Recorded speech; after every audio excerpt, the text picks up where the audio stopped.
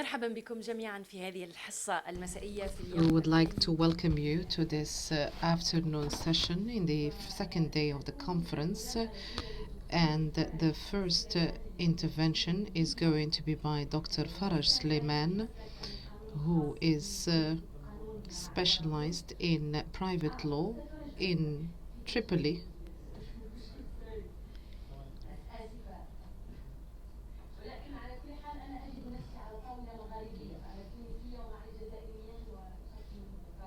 So this is a Maghrebian kind of session. So the first intervention is going to be by Dr. Omar Rouabhi from Algeria, who is a professor and a researcher in human rights. He is specialized in human rights affairs and international law. He is going to speak about the protection of the rights of refugees, the mechanisms that are being used.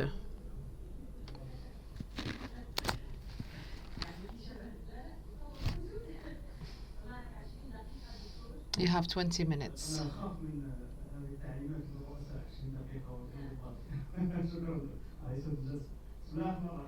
In the name of God, the most compassionate, the most merciful.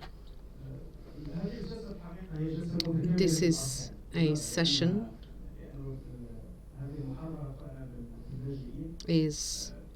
that is going to pay heed to refugees in their places of where they present their individual complaints for them to gain their rights. And when they head to the place of refuge, Dr. Faraj is going to talk about the transfer of refugees, and Mrs. Houria is going to talk about internal displacement. So we're going to talk about the country of oppression, displacement or transit, and also the country of destination. We're going to talk about these different methodologies. I'm going to talk about 4 themes. We're going to talk about the concept of refugees and the rights and acquired rights, and we're going to talk about international and regional mechanisms in order to protect the rights of refugees.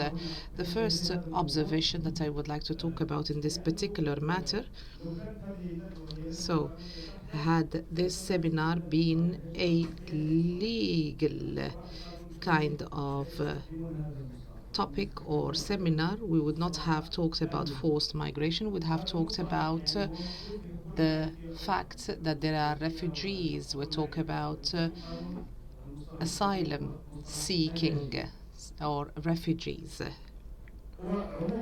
In general, international law experts, they divide migrants and refugees into 4 categories. The first ones are the ones that are forced to leave the borders of their own countries. They're forced to do so. And we have a second category. It's about refugees and migrants who use or choose to leave their own countries for reasons of their own, not because they are forced to do that. And we have refugees, or they are called the IDPs, that are forced to be displaced, to leave their own areas of living into other areas within the same country. So when we talk about forced migrants who are forced to leave their own territory, we'd like to talk about the definition that was included in the article number 1 of the Convention of the year 1951.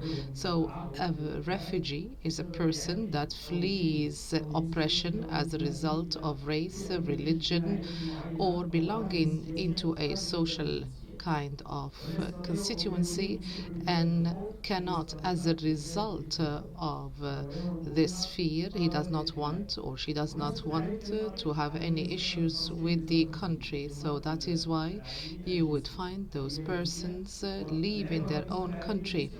And people who are stateless, so if they leave their country because they are forced to do so, so these persons are considered refugees.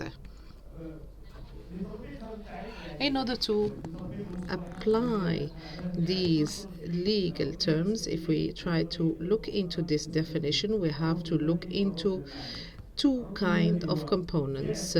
So we have the material side, which is transiting, moving away, leaving the border of his own country. And the second part is the fact that that person fears for his life, for his family, for her life, for her family within his country. That is why he or she would leave his country. So if migrants had to leave their own countries, they were forced to leave their countries, they're considered refugees. So the problematic that we face with the definition that was included in the agreement of 1951, the convention, and the protocol of 1967. So this is an incomplete framework because it did not include those who have ran away as a result of violence in their own country.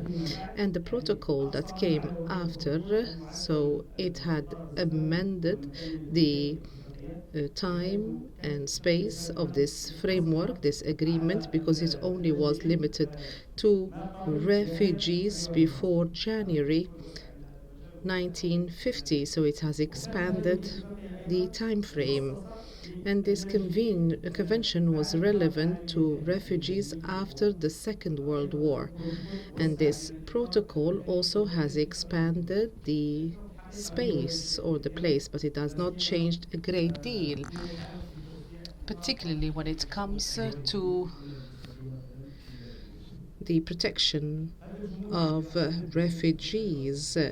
And this is the change that we have seen between 1951 until the protocol had been issued, which had led so many organizations to issue new legal texts.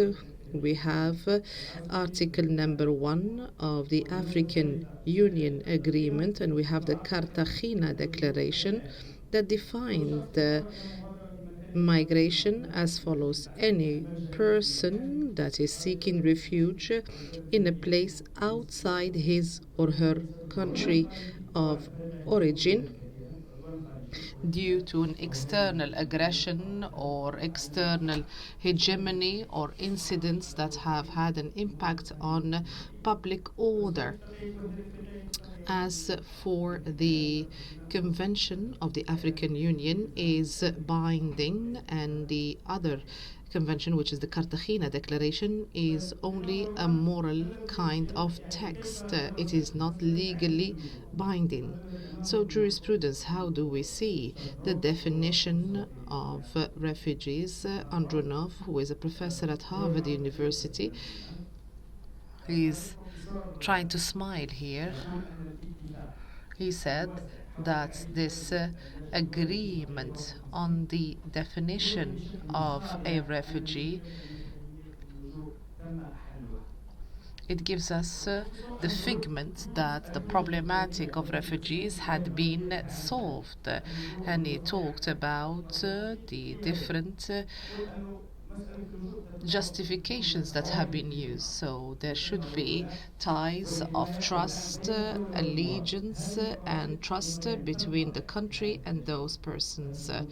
And these ties are cut in the case of refugees. That is why we do see that persons are subjected to oppression, to physical issues, and so on and so forth.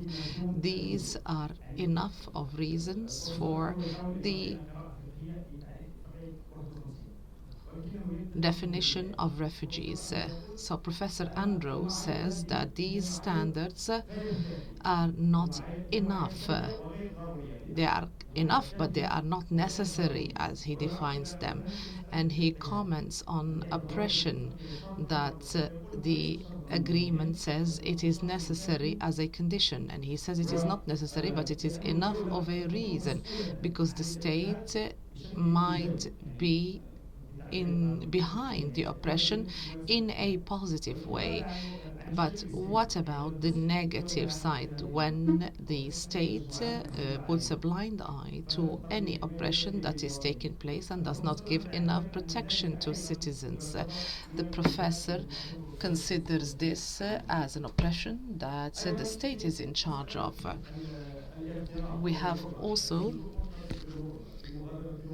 the fact that the migrant or the refugee feels forced to leave his own country. So when we cannot meet his needs, so then this contributes to this feeling of nostalgia.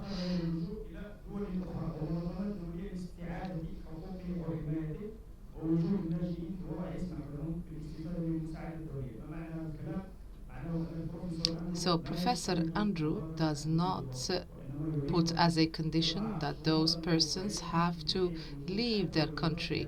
So even if the person stays within the borders of his own country, and the third condition he talked about, it is a condition needs to number of procedural conditions. If a country fails to control one region and another power comes to secure those refugees, they have to have the title of a refugee, even if they are within their own territories or within their own state or country.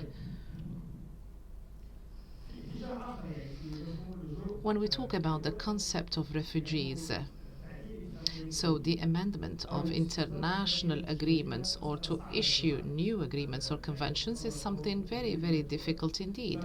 It requires the consensus of so many countries. So internationally speaking, so some say, why wouldn't we keep the same conventions and agreements and agree on interpretations that can be unified? And this was something that was called for by the representatives of the House of Lords and a number of other entities that called for the unification of the interpretations of the legal texts, particularly when it comes to decisions that have been undertaken by the courts of appeal, in order for them to lean on them when it comes to their own interpretations of the legal texts. So the first rules of migration, forced migration, have been set and linked to conflicts, armed conflicts. So they are part and parcel of IHL, international humanitarian law. And after that, we have seen the development of international human law or international. So can we consider this as something separate from IHL or international human rights law? But most of them, they think that this is part of international law and it is completed by other branches of the law, such as human rights law and IHL and also criminal law. All of these are part and parcel of international law. So when it comes to the instruments that regulate this matter, we have the Geneva Conventions and also we have what is called as the Geneva Conventions that concentrates on individuals and talks about refugees either directly or indirectly. And all human rights conventions, with the exception of migrant workers, they concentrate on this matter. And we have the most important two texts, which are the 1951 Convention and its protocol, which are part and parcel of this law. The third point that I would like to talk about, the acquired rights by refugees. So refugees are human beings, so they do enjoy all human rights laws, only with some exceptions with regard to elections and so on and so forth, because this is only particular to citizens.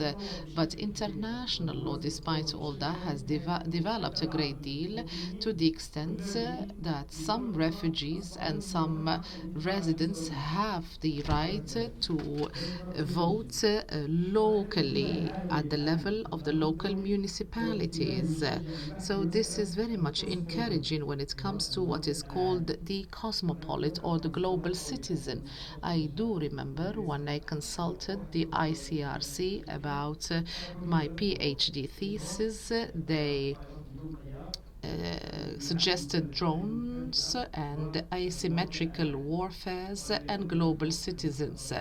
And because at the time, because it was the beginning of the Arab Spring, I chose asymmetrical warfares. But they also suggested the cosmopolitan or the global citizen because it was one of the new topics that was enjoying a great deal of attention.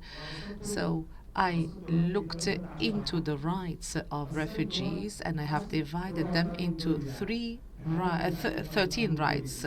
So some to do with IHL, we have 4 rights only, and rights to do with human rights law, which are the largest. We have approximately 13 rights, and other rights that are part of migration law are only 5 of those laws. So the last point that I would like to talk about before the end of my intervention, international mechanisms in order to protect the rights of migrants. We have regional mechanisms, and we have also we have other mechanisms with regard to the rights of refugees. With regard to the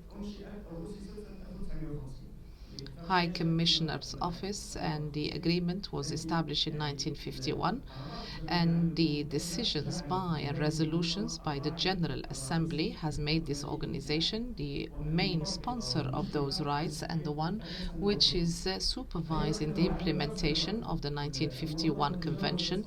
But throughout the years, the organization was not only paying heed to legal protection, but also to other operative matters, things to do with the relief and so on and so forth. So many have criticized this role because they said this was at the expense of legal protection, and that is why they talked about the separation of the different roles, talking about operational roles and legal protection roles, and why not establish 2 organizations, each one would be covering one particular role. We, in this workshop, we look into the situation in 5 countries. So I talked about the situation in those countries, and I looked into the agreement or convention of 1951, and Sudan in 1974, and Yemen in 1980, and the remaining countries have not acceded. And this is till date: Syria, Iraq, and Libya. Sudan is the only country that had acceded to the Protocol of 1967, and the remaining 4 countries have not acceded to the protocol. As for the other mechanisms, the most important of which that would make refugees activate their role, we have individual complaints mechanism, and I have put this table and I have included the relevant countries and also the conventions and agreements on the right, and the text that accepts these individual complaints, and I have colored those who have not acceded nor ratified to these conventions in black, as you can see them. This is a bleak kind of matter, and I mentioned that each ratification gets 2 points, each accession 1 point, and those who study international law, they know the difference between signing and ratification. So when you ratify, it becomes binding, and when you sign, it is just the general headlines, and these were one of the ways that are used by certain countries for not to ratify. And as we know that Iraq and Syria have not ratified, and when it comes to individual complaints, we have Libya with 4 points. So the non-treaty bodies that are given by the Human Rights Council, they work through countries, states, and thematic matters. We will find that Sudan is in charge of its own territories, and this go back to 1993, and it was renewed in 2017. And this does not apply to Yemen, Libya, and other countries, and it had not been renewed for Syria. So we have the African and European mechanisms. I will leave them for later on during the discussion. Thank you.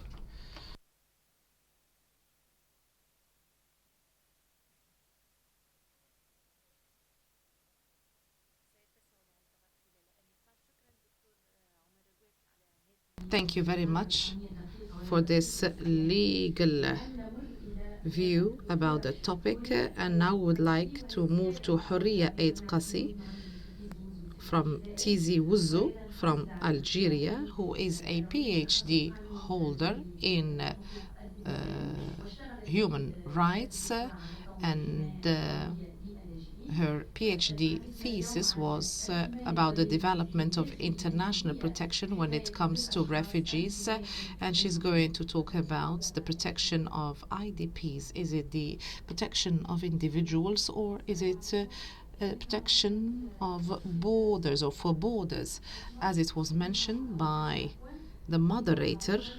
So the title of my international intervention is about international protection for IDPs, protection for people or for borders. We have seen new mechanisms in order to look into forced migration.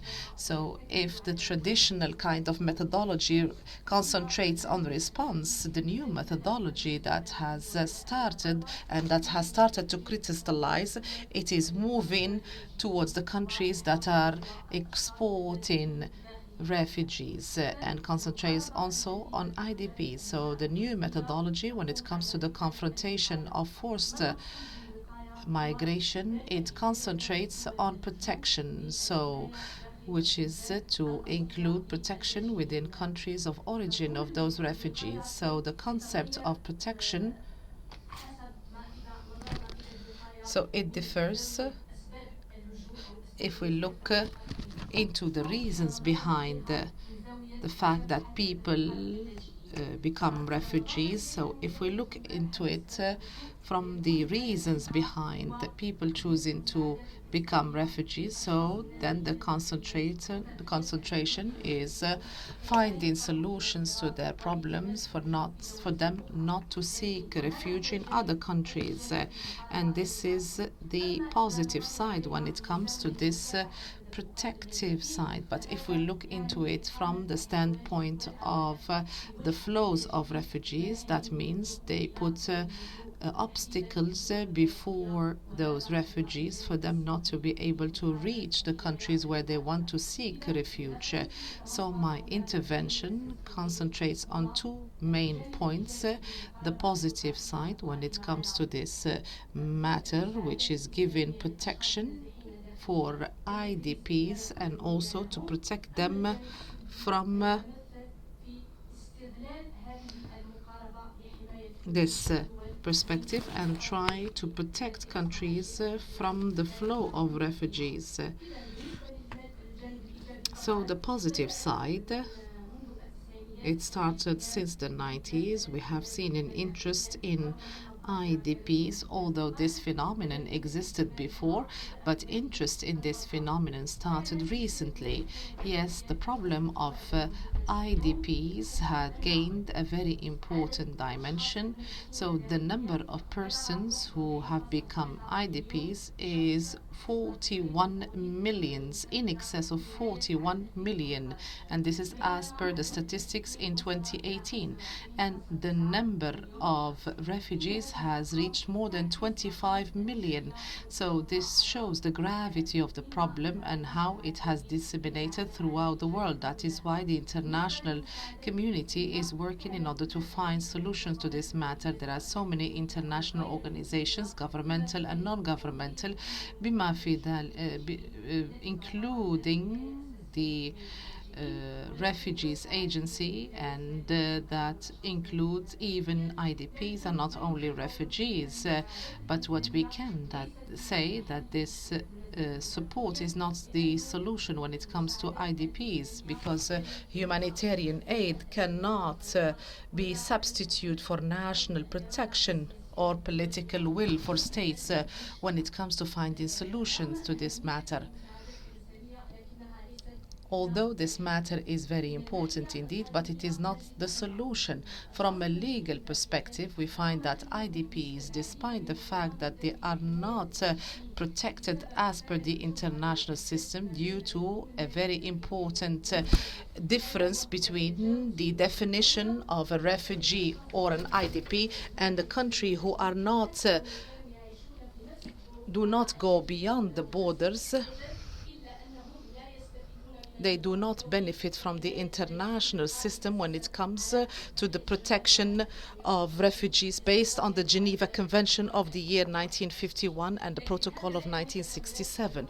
But this does not mean that there are no standards that support and protect those people. So it is enough to say that human rights laws, they are protective because they look at them as human beings.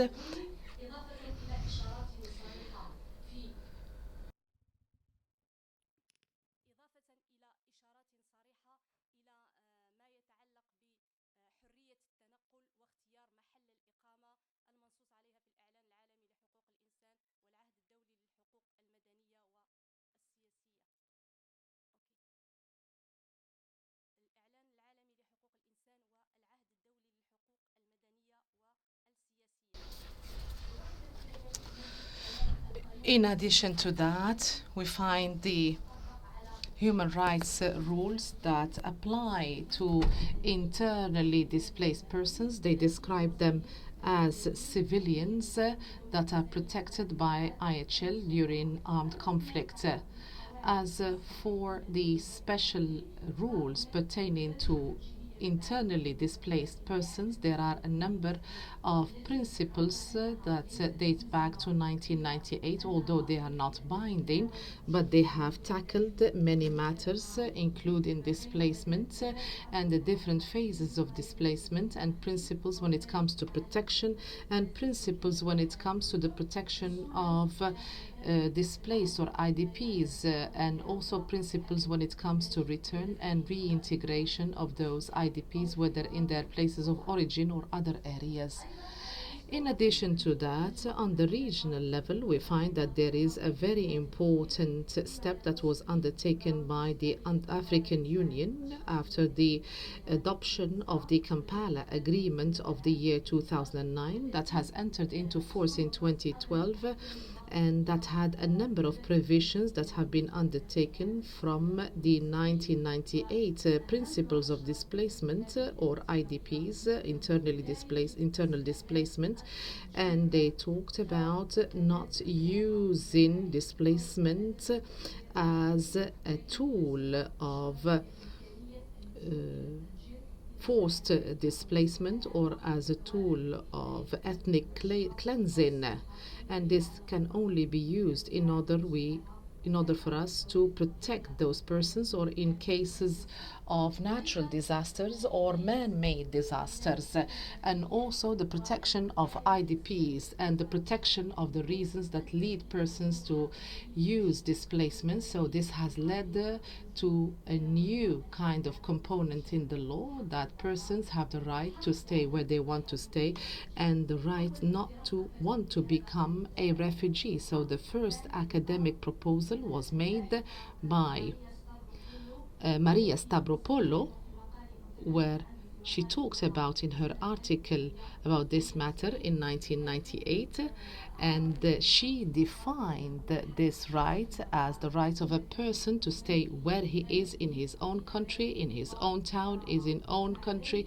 and house, with all dignity. That is why we find that in the Sagako Okada also had issued a statement where she talked about this right during the ex-Yugoslavia crisis. And after that, this right was talked about in a number of legal instruments. Some of them are binding and some others are not binding, including the London Declaration and also the Pinero principles when it comes to giving back the properties to those refugees and IDPs that are not binding, with the exception of Kampala agreement that only applies to Africa, but it had frankly mentioned that persons have the right not to be forced to migrate. So this is when it comes to the protection of persons in their countries of origin, for them not to be able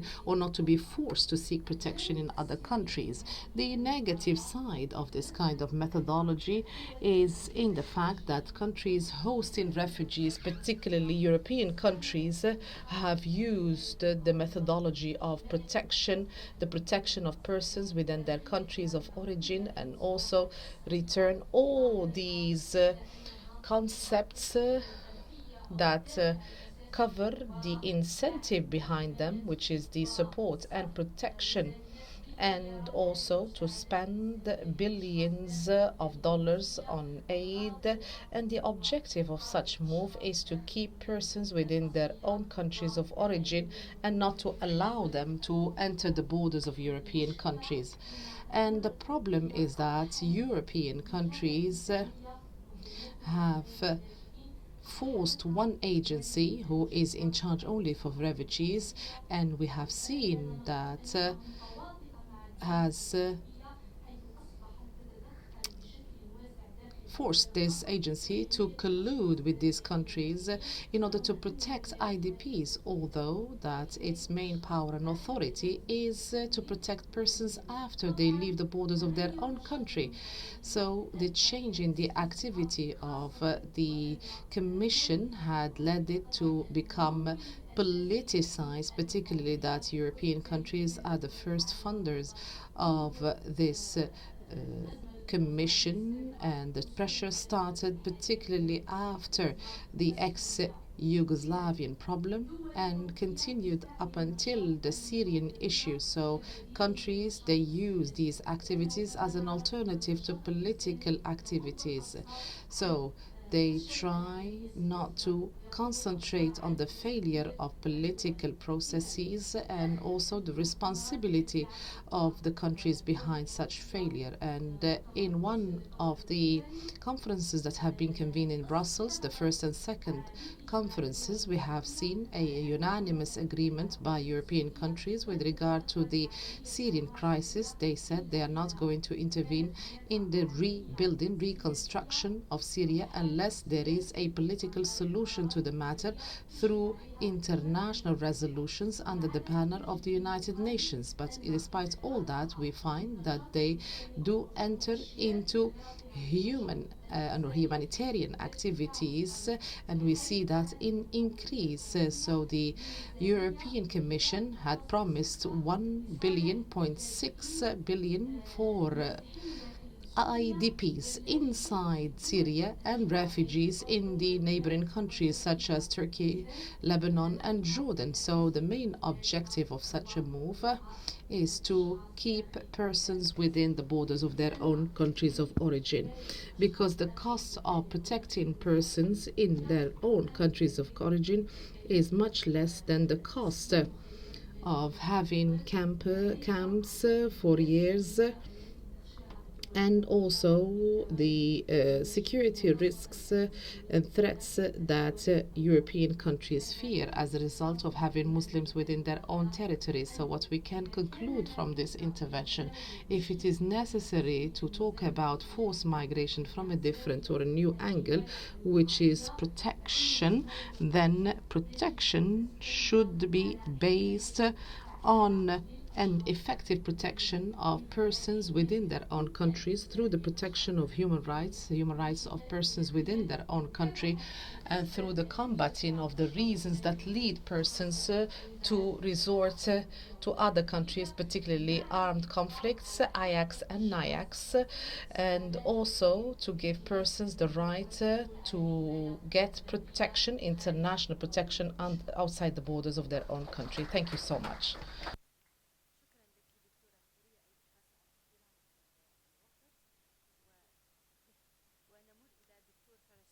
would like to give the floor now to Mr. Faraj Sliman. I would like to reiterate my apology for making the mistake at the beginning of the session.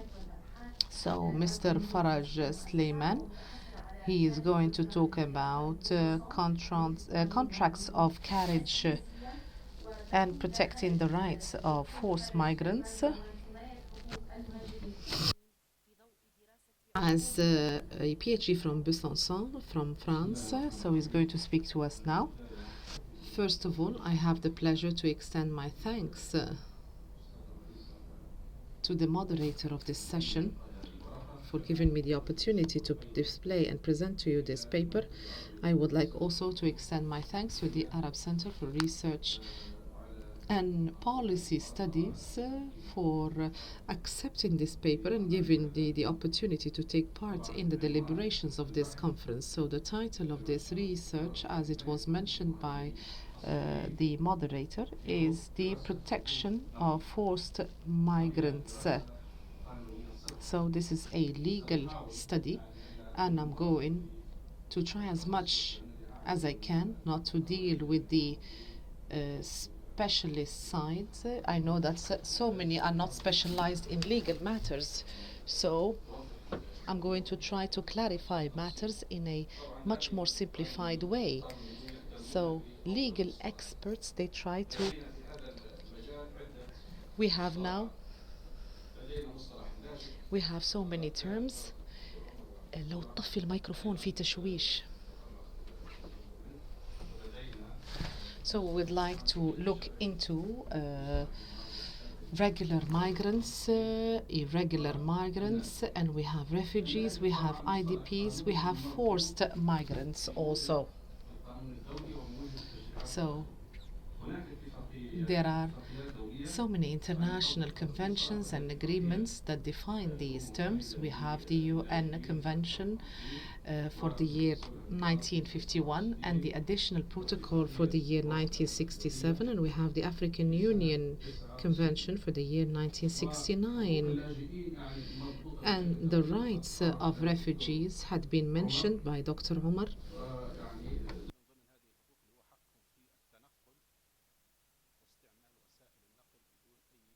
And how refugees can use means of transportation without any problems, similar to any citizen.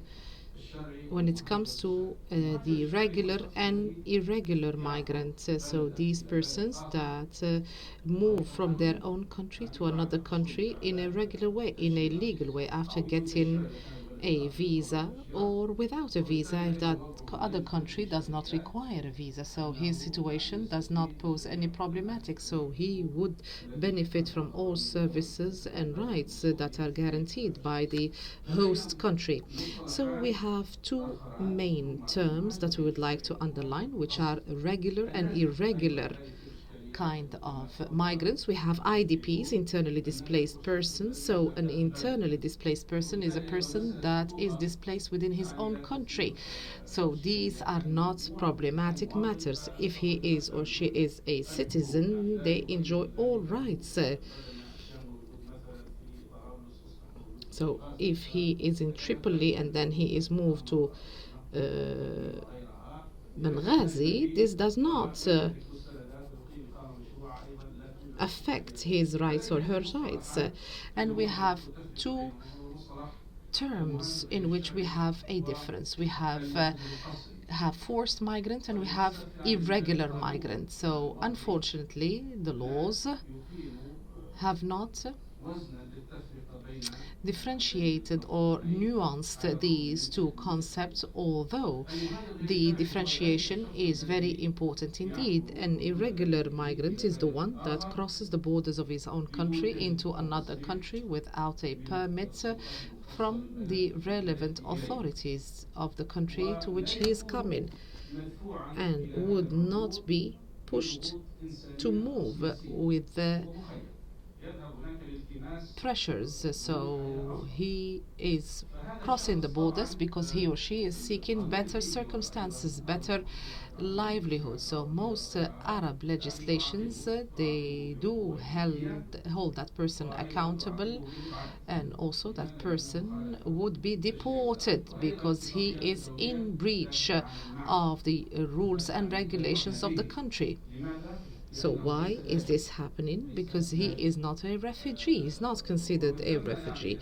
And as a result of that, the contracts that are concluded, including the contracts of carriage, are null because they are in violation of a criminal kind of rule. So a forced migrant faces issues and problematics when it comes to his transportation or his rights. He is the one who is forced to leave his own country to another country as a result of pressure, as a result of famine, natural disaster, and the circumstances are not in favor of him getting the rights that he requires in the country of destination. So the same happens to Africans when they cross Libya heading to Europe. So there are problematics when it comes to internal legislation. So the Libyan law does not give importance when it comes to the differentiation between these two kind of definitions. We have the irregular migration law in Libya that says that the person should be imprisoned of no less than 1 year.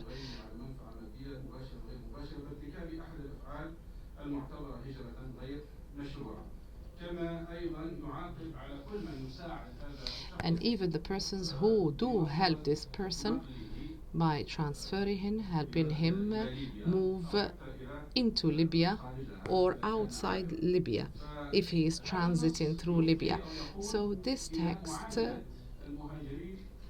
entails that forced migrants are treated in the same way as irregular migrants are treated, although forced migrants have their own special circumstances that are different altogether from irregular migrants. They are forced into migration. So in the first hand, it looks like the protection is not achieved, but when it comes to international law, such migrants are protected. So what is the difference between forced migrant and a refugee? A refugee is the one that is granted asylum, but before he is or she is granted asylum by the country of destination, this person is not considered a refugee. You talked about forced migrants. So even before he seeks asylum, even when he enters the country of destination, we call him a forced migrant and not an asylum seeker. So there is no rule that will protect them unless they get the title of a refugee. So we know that there is a linkage between local laws and international laws. In Libya, we have the international conventions that are signed by Libya. They get precedence since they are signed and ratified, so they are implemented. But when there is a contradiction between local legislations and international conventions, priority is given to those international conventions. That is why we have to go back to those international conventions. And we have the UN Convention, as Dr. Omar had mentioned, and it was not ratified by Libya. And we have also the African Union Convention, and Libya is an active member of the African Union, and Libya had ratified this convention. So this convention does not differentiate between the refugee and the forced migrant. And this convention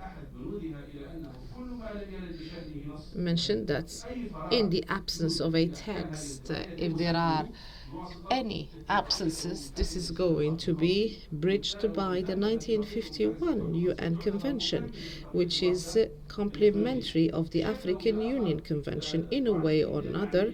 So Libya is concerned with the 1951 Convention, and the other countries that have not signed this convention, whether these are African countries or any other countries, these are concerned with this 1951 Convention, and this convention says that in the absence of a text, then we have to resort to the 1951 Convention.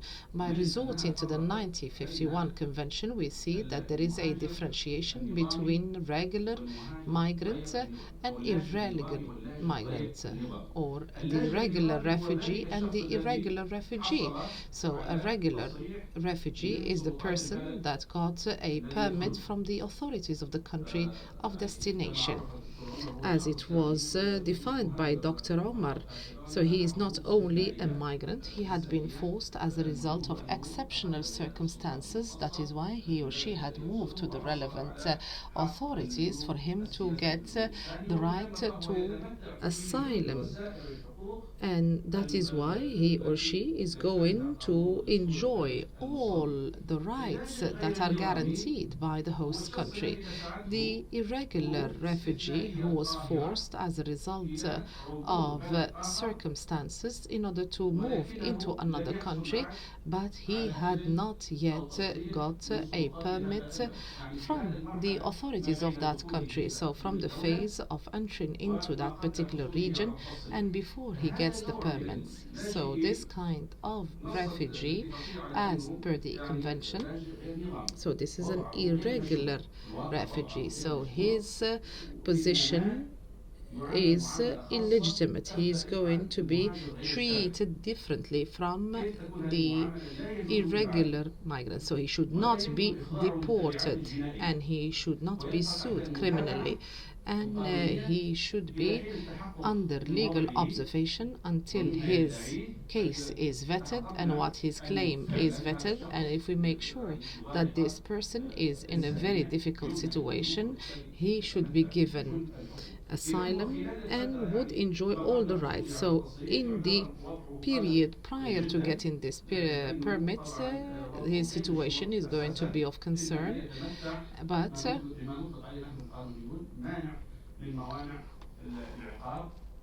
he is not going to be punished and would not be subjected to any criminal ramifications. So the problematic when it comes to rights, after he gets asylum, there is no problem. He would enjoy all rights. But before he gets asylum, does he have the right of movement to use means of transportation? Yes, he should use means of transportation. He has the right to be able to move from the place where he is into the place of destination. And as a result of the contract that he had concluded, is it null? Is it not null? So due to the legislations and the legal system in Libya, if a refugee, if he is a forced migrant or a forced refugee, so his transfer or movement should not lead to any benefit, financial benefit. I do remember a verdict that was issued by the Court of Cassation, and it had challenged a verdict that was issued by the Court of Appeal because one French citizen has transferred or has transported 200 Sudanese and Eritreans from the borders of France into Paris, Aix-en-Provence. Why? because he said the court said that their situation or their position is not legal or regular, so that is why he was sentenced to 4 months in prison. So he did challenge this verdict, and the Court of Cassation had cancelled this rule, and he said that he did not have any financial interests or benefits, direct or indirect. What led him to do that is for human or humanitarian purposes. So forced migrants are dealt with some caution, because we do not want them to be exploited or the circumstances to be exploited. So, yes, their legal situation is not legal, but when they are transported, their transportation should be done or transited in a way that is free of charge, because we do not want them to be subjected to any cases of exploitation. So here we pose questions about other rights, the right to insurance. So can a forced migrant, can he insure his life?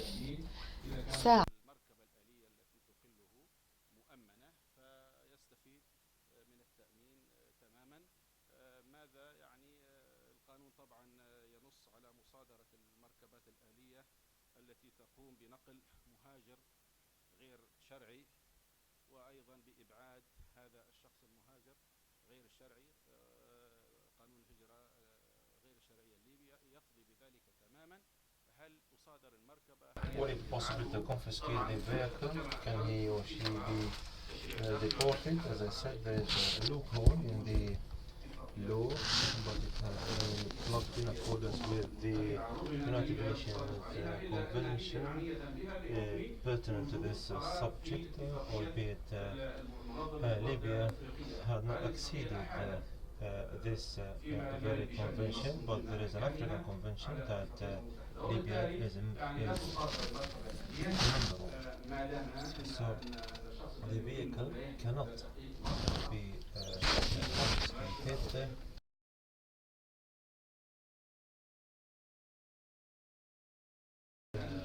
Immigrants cannot be deported forcibly because the United Nations Convention stipulates the fact that they might be illegal but cannot be deported and cannot be held criminally liable. And I'll stop here, thank you.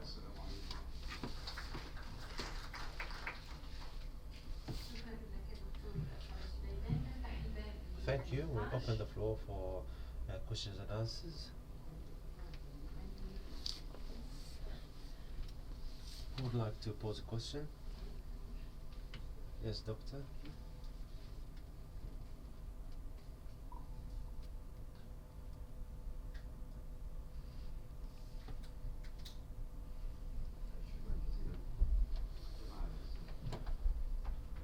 Thank you very much indeed. Let's start with Dr. Faraj. Laws usually protect individuals.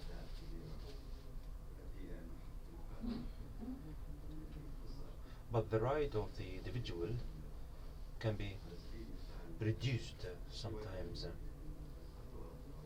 For example, those countries that received IDPs or received refugees rather, like Syria and other countries, Jordan, Lebanon and so on and so forth, they provide a residence visa,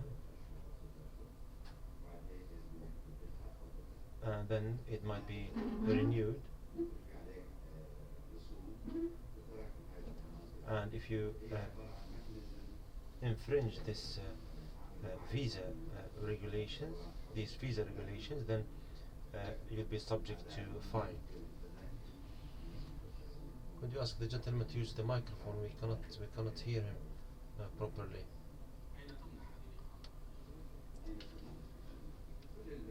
So where such residence papers are provided?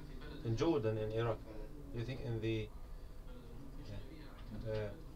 country of the hosting country or the country of origin.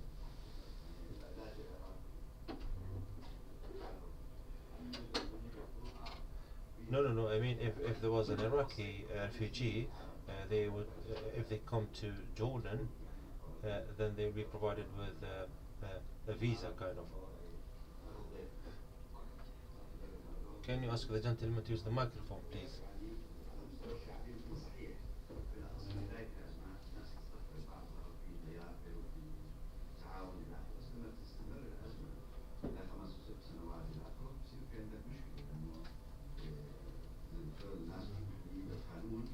But these people, if they are not protected legally, then they will face plenty of troubles in the hosting countries.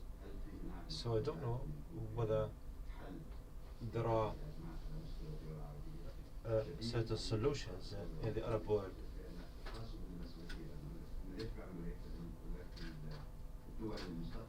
They do so because they think that the country of origin ought to, as a matter of fact, pay the cost to the tune of 99%.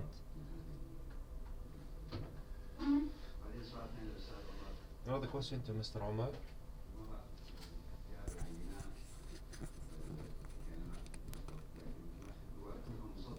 You have talked about exporting countries rather than receiving countries.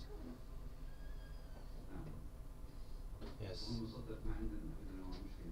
Yeah, but we have a problem because the exporting countries, they kind of wash their hands from any problem. Iraq, for example, the crisis of Iraq was huge, but Iraq now has oil and money and so on and so forth and resources, but they cannot bear the burden of those who were expelled from Iraq or those who left Iraq.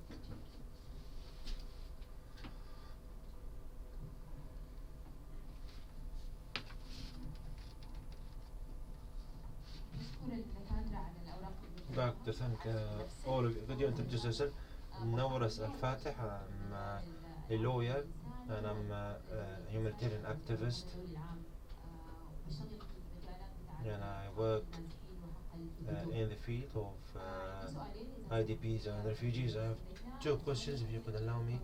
The first question is Dr. Omar. You said that there are certain opinions whereby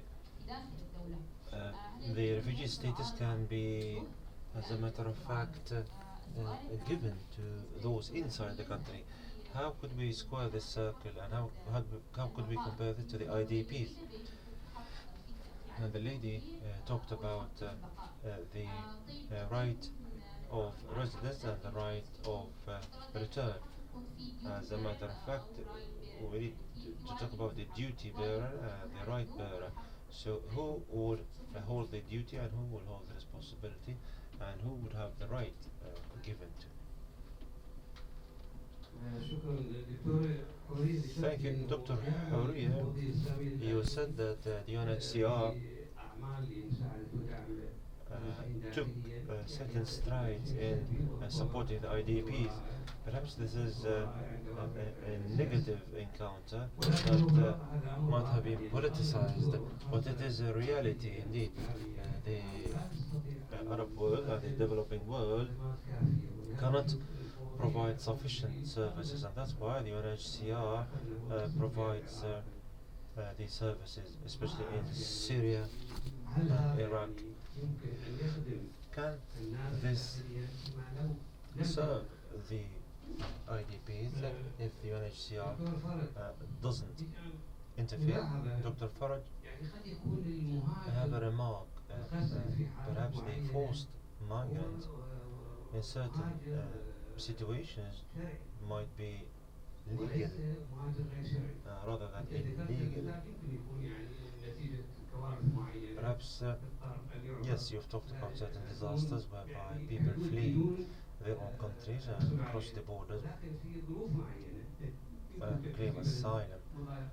But if there is a political repression in a given country, or war, or social trouble, or persecution of ethnicities and minorities, some people might take a visa and might travel to a certain country legally and have a stay, but still he will be forced to immigrate, so he'll be considered as a forced immigrant or migrant. Thank you. Exactly. As a matter of fact, it was interesting to listen to the fact that the UNHCR has been compelled to deal with the IDPs. The IDPs issue is problematic within the vicinity of the United Nations and also the International Migration Organization, the IMO, which had no mandate to interfere. So the UNHCR participated, or was asked to participate in meeting the needs of the IDPs, but it cannot work on its own. So could you just explain perhaps the background of your opinion, especially in the European context?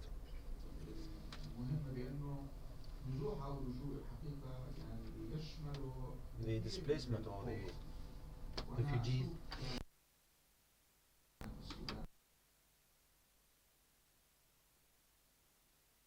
in Sudan, southerners fled the massacres up north, and Sudan declared that they are guests, and Sudan legally banned the United Nations from treating them as being displaced or refugees.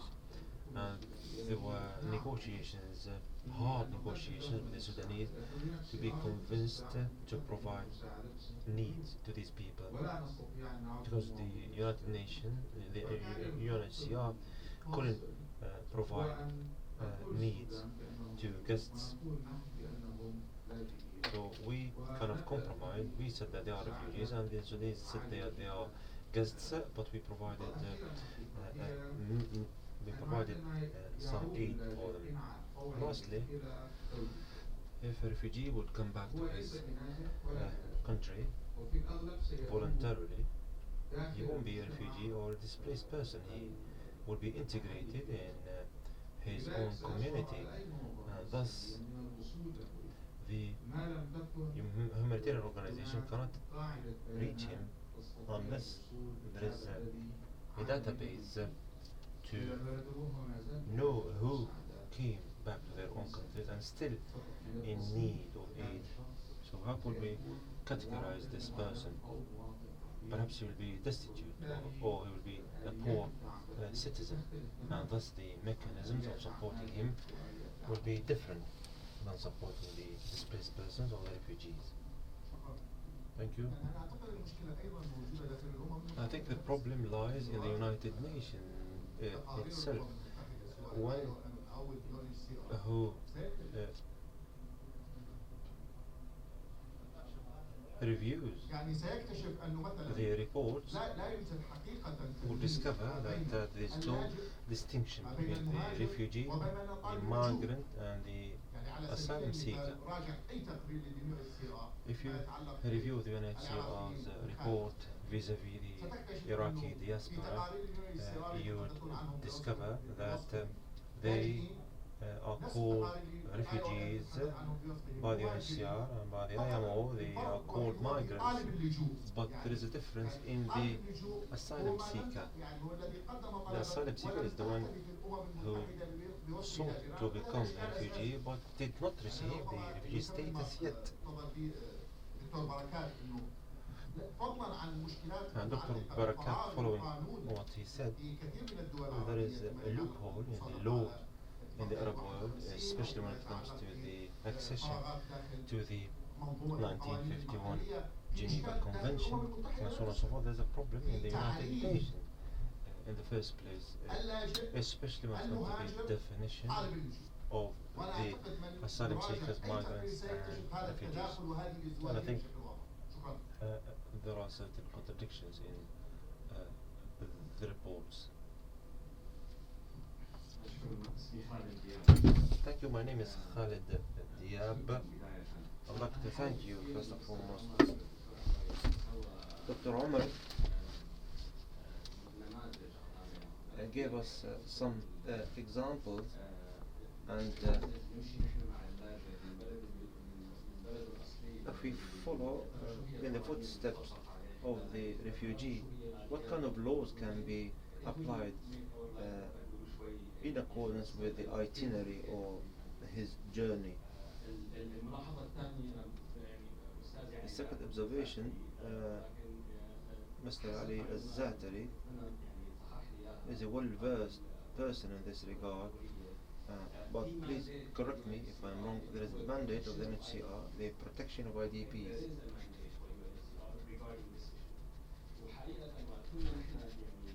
And as a matter of fact, when we used to meet the UNHCR's representatives, they used to answer by friendly spaces or children. If there is bombardment, and when we talk to them about the protection, they would talk about the friendly side, or the children. So there is a missing gap here when it comes to the protection of IDPs. And I always ask the UNHCR representative about this issue, and I feel that the answers are naive. So could you explain this matter, please? Thirdly, as Dr. Barakat has said, if we follow the refugee from Syria to Lebanon, Jordan, as a matter of fact, he will be provided with the permission to stay for a period of time, and then the UNHCR provides partial protection to him. And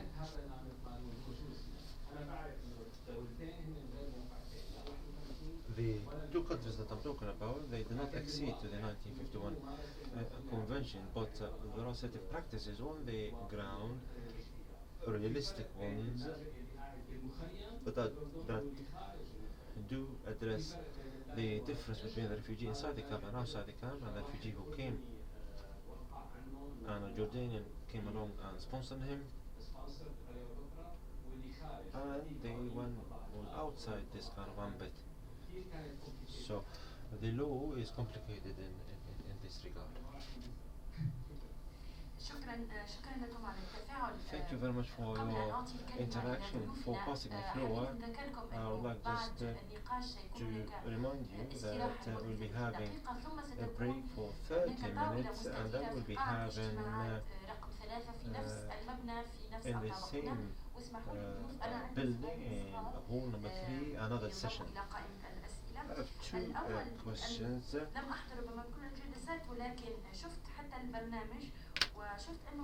Consulting the agenda,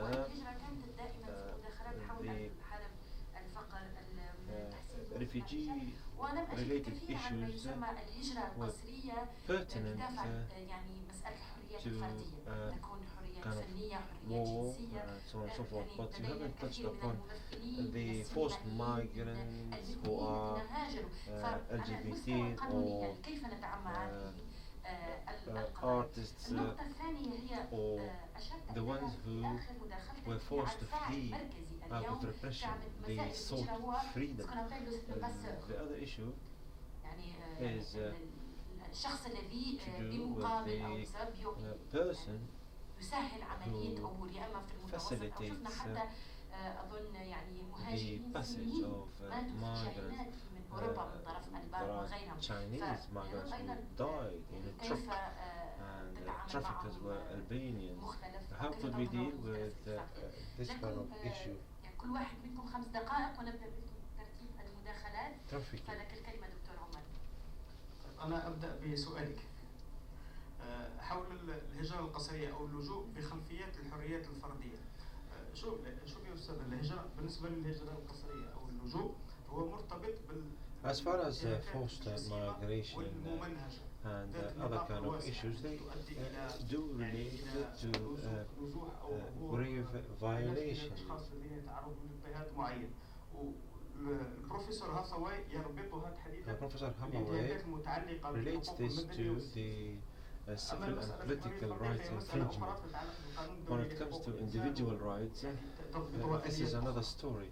It relates to another legal kind of frame. أستاذ غسان I يقارن would بين like to answer تقاليد Mr. الضيافة Hassan, وتقاليد who الدولة العربية. differentiates أنا between أعتقد أن الدولة العربية تتصرف the لها kind of منطقها الخاص traditions يعني of الذي لا تؤثر فيه التقاليد العربية، receivership وهو منطق القانون بين and قوسين the في customs المسائل of the المتعلقة Arab. بالمصالح القانون أرعن. As far as the laws are concerned, the وحول laws الآليات are العربية sometimes reckless. As far as الاتفاقيات الدولية التي لا the توجد فيها international آليات فعالة هي conventions جسم whereby بدون روح. mechanisms are not وأنا there, لم أذكر they can be compared الميثاق to a العربي body لحقوق الإنسان without لأنه the لا توجد soul. فيه أي آليات I haven't touched تطبيقية. upon the لكن لم Arab أذكرها إطلاقا. covenant في in ميثاق this عربي regard because ولكنه يحضر because على الرقم موضوع it is الحقوق. just ليس ink on لديه paper. أي آليات فعالة. It على is المستوى not العربي الموضوع effective معقد يعني whatsoever. حتى أنك لا تستطيع أن تحصل على بعض النصوص التي أبرمها وزراء الداخلية العرب مثلا. أنا تقريبا منذ سنة ونصف أبحث عن 5 نصوص متعلقة بمكافحة المخدرات، لم أستطع لحد الآن أن أحصل عليها. قيل لي أنها موجودة بالأمانة في تونس أمانة وزراء الداخلية العرب، And I couldn't accede to them. I was told that لكن لم they أستطع are in الحصول عليها Tunisia, لحد الآن مع but I الأسف. couldn't find them because of the bureaucracy in the بالنسبة Arab world. لنورس، نورس سألتني سؤال ذكي جدا. As far as Norris is concerned, يتعارض her الرأي answer is very الفقهي smart. الذي يريد أن يوسع نطاق تعريف اللجوء إلى النازحين داخليا، هل يتعارض مع فكرة النزوح أم لا؟ Do we have contradiction when it comes to providing a refugee status for the internally displaced and with the IDPs? There are two parts here. فالفقهاء الذين The ينظرون خارج سياسة jurists الدولة who talk about the issues outside the vicinity of the government, they are humanists. They do not attach importance to بما يجعل من sovereignty. المنظمات الدولية أو بعض الآليات تدخل داخل الدولة وتفرض حماية معينة Some international وبدون رغبة organizations will الدولة interfere in their تصنف own هؤلاء الأشخاص على countries أنهم لاجئين وتعطيهم and they will حماية be معينة. في categorized حين أن بعض as الفقهاء refugees. ينظرون داخل هذا السقف. هذا جدال موجود على مستوى So الدولي this مع debate الأسف. is there. طبعا هو الأمر يتعارض إذا ناقشنا الأمر داخل سياسة الدولة، لكن This will be contradictory if we looked at the ممكن matter تطور الأمور بشكل لا internally, مستقبلا. but things might أنا عندما أدرس طلبة في when الجامعة I teach أحدثهم أنه my students at the university, I say to them that the ويمكن form أن نصل of إلى ما the يسمى state بالمواطن العالمي، والحدود ممكن أن differ, تزول and you يعني might reach a state باتجاه whereby تشكيل everybody تكتلات إقليمية. will become فهذا a موضوع global يتفاعل citizen. بشكل كبير وسوف So يتفاعل مستقبلا أيضا things بشكل كبير. are changing indeed.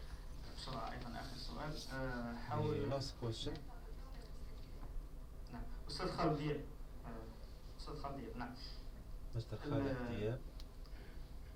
يبدو أنك أشرت إلى مسألة الحلقة. Perhaps you talked إغلاق about الحلقة مهم the جدا، وأنت missing ربما link. أوحيت لي أنه إلى and, توسعة هذه الدراسة لتشمل المراحل الثلاث: نزوح you داخلي، talked about the عبور itinerary of ونقل the إلى refugee آليات دولية. country of هذا origin, مهم country of جدا يعني. transition and country of كتابات في هذا الموضوع قليلة جدا، عادة تركز على نطاق معين. Usually لكن these لو kind of نغلق الحلقة writings سوف are يكون few, بحث أكاديمي جيد، وأنا أكتب اسم but صاحب I الفكرة. think yes, نعم. you can be the ideas holder.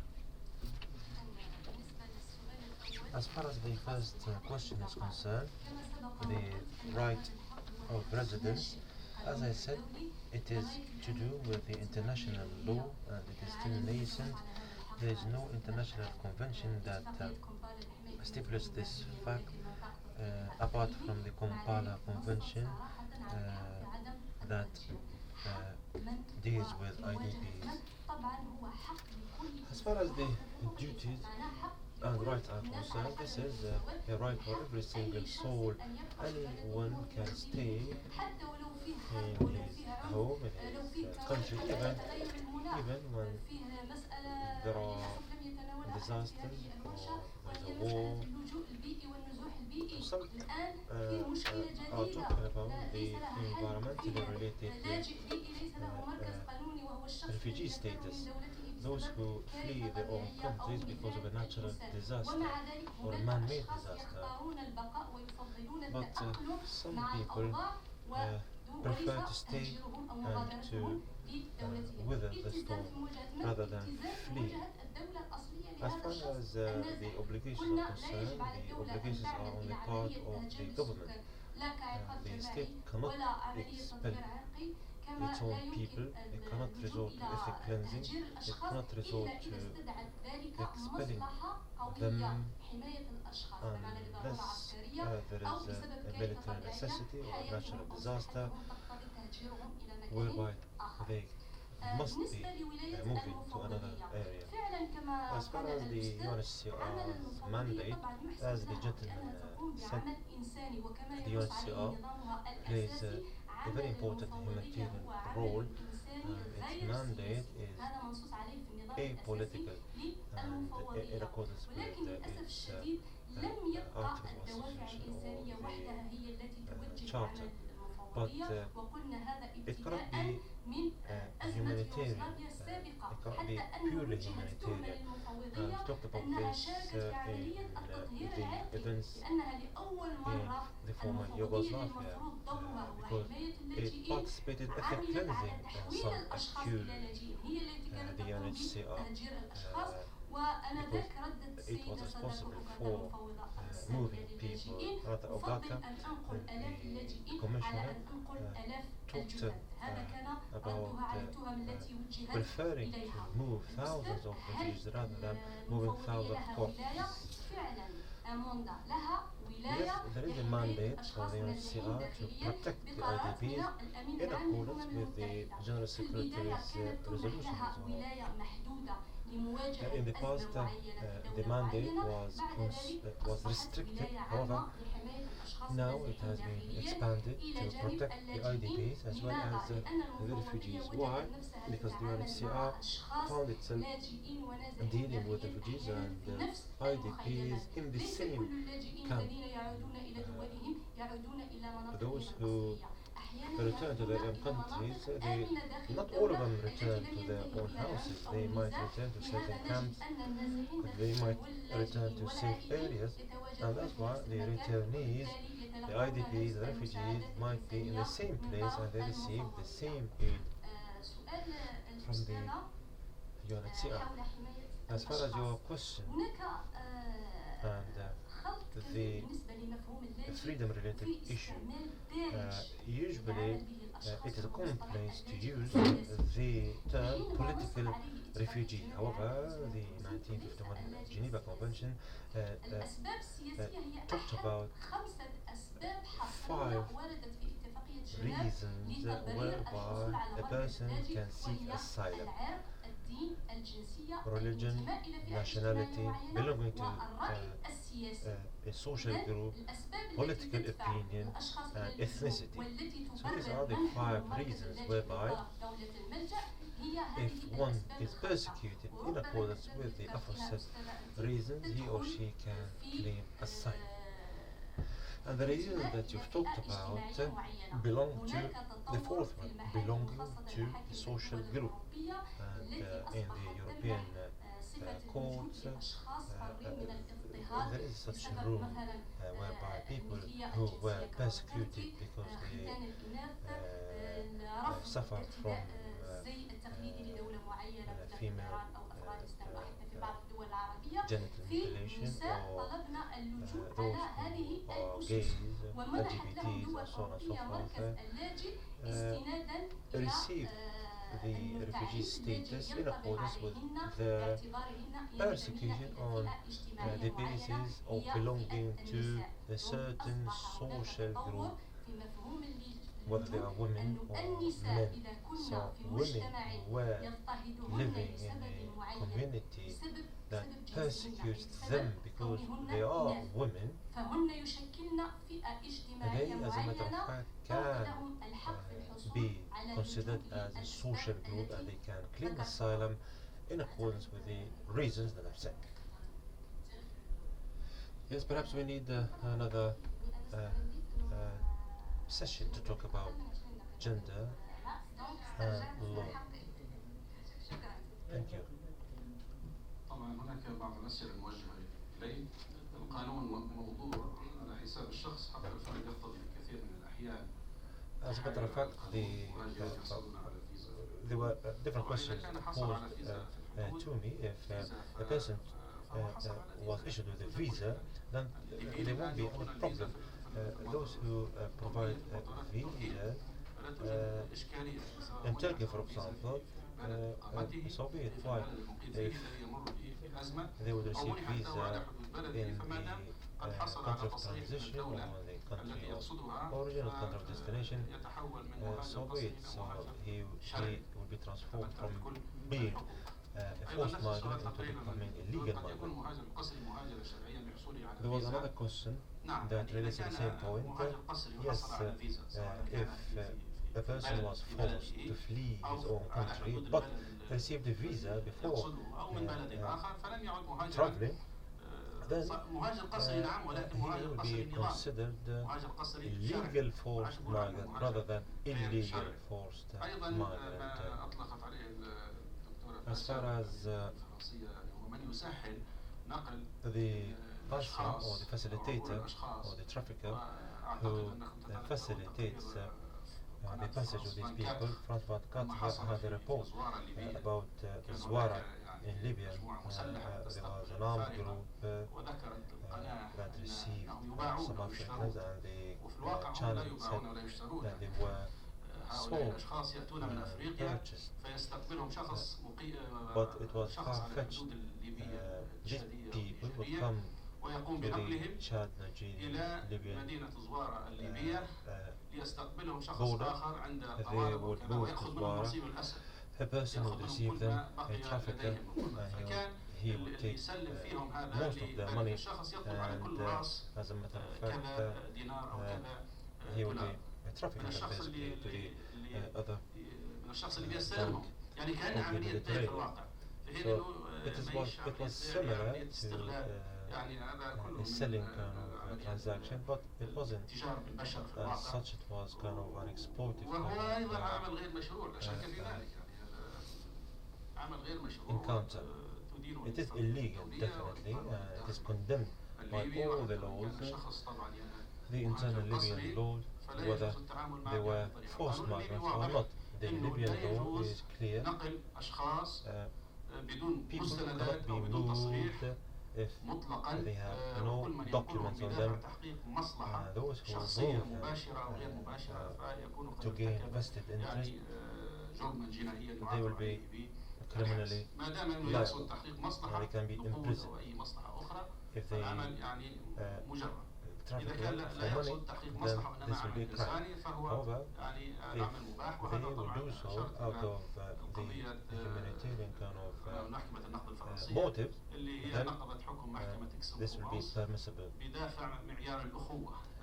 There was a case at the Court of Cassation in